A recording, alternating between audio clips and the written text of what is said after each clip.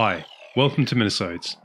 I'm Ed, and in this video, I'll be playing the third and final mission found in the Battle for Armageddon, the scenario booklet that came in the 2nd edition starter set. Mission 3, the Battle for the Bridge.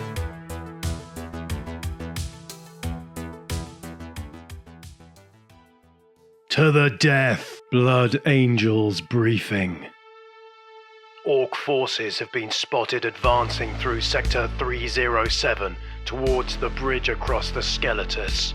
Your squads of Space Marines must hold the bridgehead against the forward elements of the Ork advance until relieved.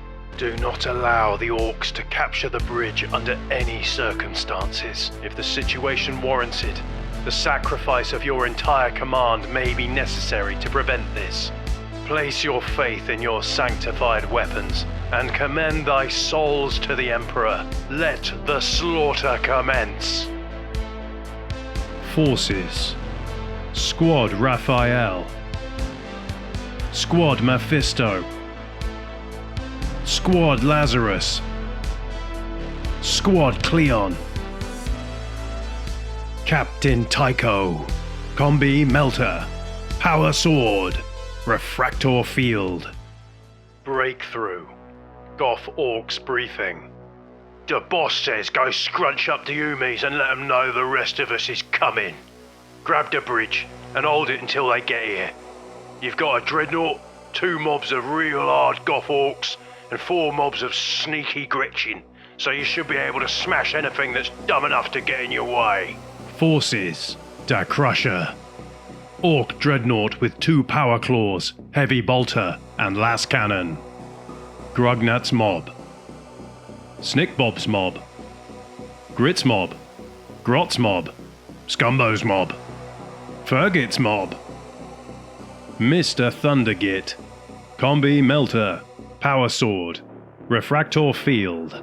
In this scenario, my buddy James would be commanding the Blood Angels' defense of the bridge, whereas I would be doing my damnedest to improve on the Orks' performance in the previous skirmish. With Da Crusher and no fewer than 60 greenskins bearing down on the Imperials, as well as the significant boost my Warboss would give to any morale checks, I felt I was in with a reasonable chance of victory.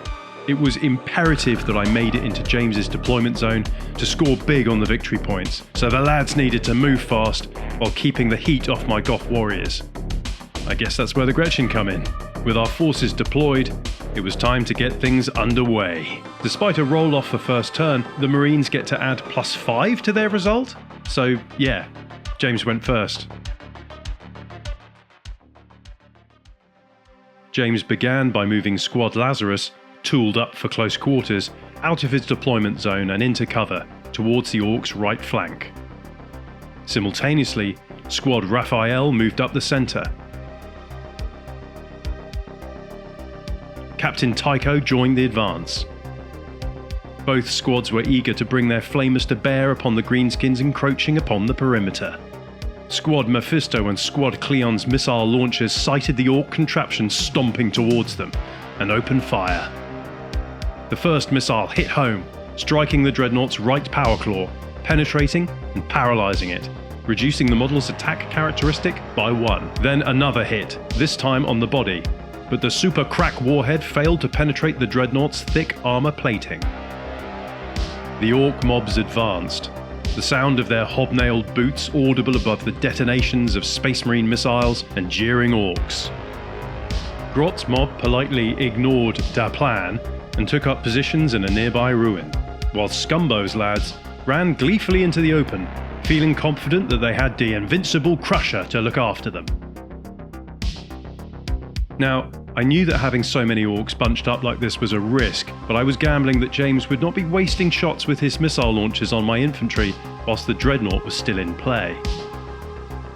In my shooting phase, Grot's mob fired at Squad Raphael, scoring a hit, but failing to wound. Da Crusher was next. With a hypersonic whine, the las cannon shot a superheated beam at Squad Raphael, and missed. The heavy bolter would do some damage though. I needed 4 to hit here. Another miss. With the first round over, and both armies closing fast, things were about to get interesting. Squad Raphael's flamer rounded the corner, doubtless to greet the advancing greenskins with a wall of Promethean, whilst Captain Tycho unslung his combi melter and joined the rest of his brothers behind the ruin. The flamer opened up, reducing just 2 Gretchen to ash, while Squad Raphael's bolters did for another 3, prompting a brake check. Thanks to Mr. Thundergit's superior leadership of 9, they passed on a 6.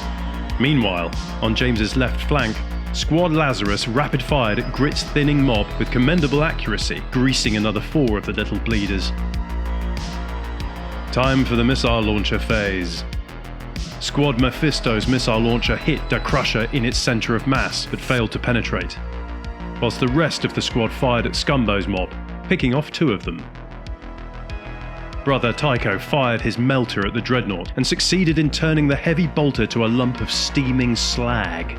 Following his captain's example, Squad Cleon's missile struck the Crusher's last cannon, decommissioning it permanently. Great, so my dreadnought had just been reduced to a walking dustbin with 1 functioning power claw. Brother Cleon, whilst voxing praise to his heavy weapons specialist, blasted the last member of Grit's mob into the dust. That had been a punishing turn, but so far only the expendable grots had suffered the full wrath of the Blood Angels. The Crusher, whilst now devoid of its marine killing ranged weapons, was still dangerous and absorbing a lot of punishment. I began by charging Grugnut's mob at Squad Raphael, but fell just short.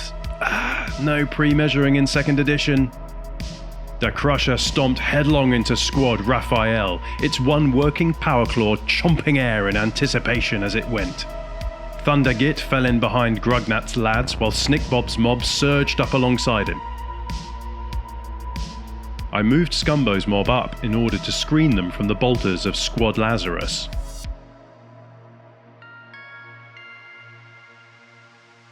Grot snipers in the ruin continued firing at Squad Lazarus, but they were too well dug in.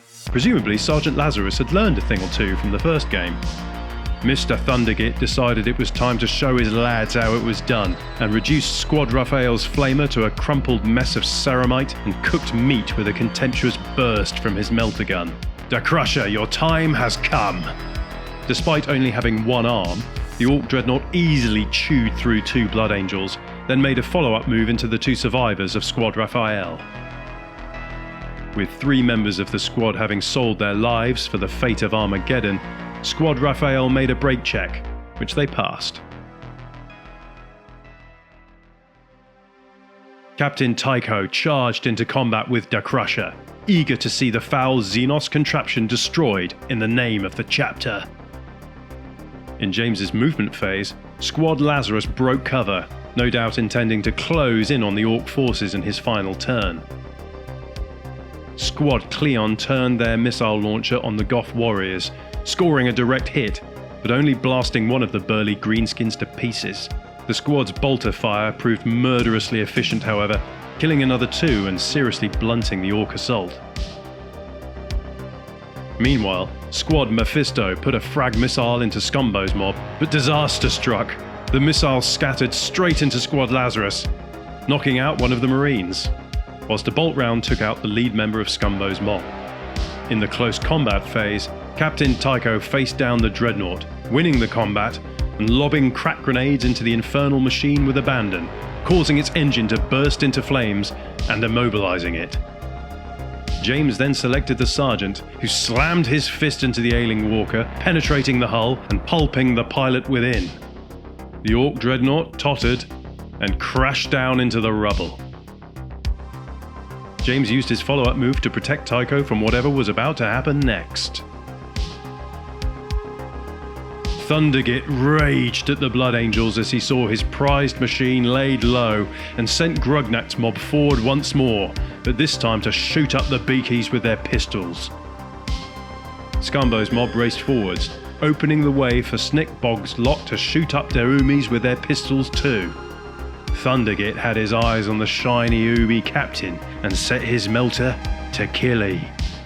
Fergit's mob repositioned to bring more autoguns on Squad Cleon and cover their Warboss's advance. In my shooting phase, Grot's mob fired at Squad Lazarus and riddled them with lead, but their power armor held firm. Snickbob's mob fired their pistols at point blank at Squad Lazarus, inflicting a good number of hits and 2 wounds, but James made both of his 4+ saves. The Emperor protects. Brugnat's mob unloaded their bolt pistols into the Marine who shielded his brother Captain from harm, reducing the squad to just Sergeant Raphael. Now the coast was clear. Thundergit fired his melter at the shiny Umi, hitting him, but failing to wound. Fergit's mob blazed away at Squad Cleon, but the Blood Angels had prepared their positions well, and they took no losses. In James's final turn, he moved Squad Lazarus's flamer into position, and was able to hose a sizable portion of Scumbo's Gretchen mob and Snickbod's Goffs with white-hot Promethium. It was too much for Scumbo's mob, who failed their morale check and leapt into cover. The rest of Squad Lazarus murderized the rest of the Goffs, leaving only one survivor, who promptly legged it. Captain Tycho and Sergeant Raphael shot down another of Grugnak's boys between them. Squad Mephisto recalibrated their targeter and fired a frag missile into the mob, killing 3 more orcs. The survivors of the mob failed their break check, despite the furious disapproval of Thundergit. Squad Cleon poured everything into the Ork Warboss, but the crack missile missed, and Thundergit shrugged off all of the bolter rounds, his refractor field fizzing with kinetic energy discharge. With a furious howl of rage, Thundergit charged into Captain Tycho. Warboss versus Space Marine Captain. Doesn't get cooler than this. In my shooting phase, Scumbo's grots finally found a chink in an unfortunate Marine's power armor, killing another member of Squad Lazarus.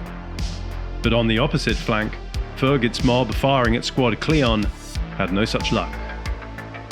Time for epic combat. Thundergit strikes! And fumbles not once, not twice, but 3 times. Surely Tycho is going to wreck him now.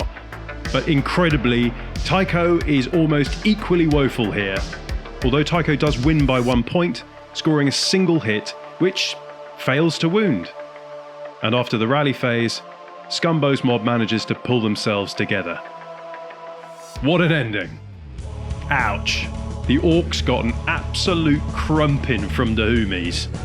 There was a bit of bad luck on my part, but really it was down to James's ability to form a good plan and stick to it, whereas I didn't really have one except go forwards mostly. James's use of his flamer squads and Tycho to intercept and stall the Orc advance worked a treat, and the Crusher just didn't really cut or crush it, killing only 2 Marines. Had I got a good burst off with the heavy bolter, things might have been different, but hey, I thoroughly enjoyed myself all the same.